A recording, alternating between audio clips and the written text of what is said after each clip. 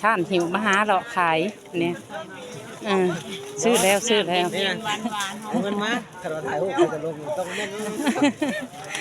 แบ่งกันเด้อบ่ยากแบ่งกันเด้อถ่ายภาพเอาน้ำล้างขนาดโอ้ยภาคมีแต่ร้านเฮ็ดไห้อันนี้หัวหน้าเพิ่นมาเลยนี่พี่น้องหากันนี้ไปบ่ฮอดเดือนคิดฮอดแล้วมาอีกแล้ว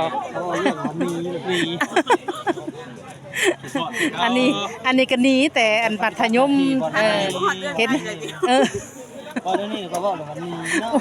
ว่าเห็นหน้าถามแต่เงินอันนี้ทำเงินค่ายังค่าเข้าคลิปถ่ายรูปเพิ่นเด้เอาตัวใส่แว่นเลยว่าหากันเนาะขาวหนอกดู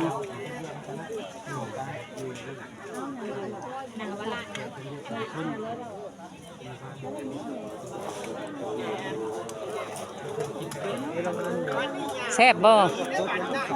แซ่บอันนี้ผู้ติดตามข่อยไล่ที่1ที่2หาไล่ทั้งหลังหาไล่ที่2คุณน่ะกำลังสิเขาไปติดตามว่า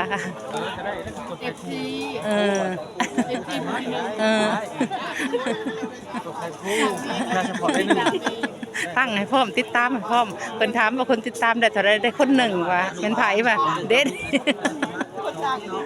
คนตั้ง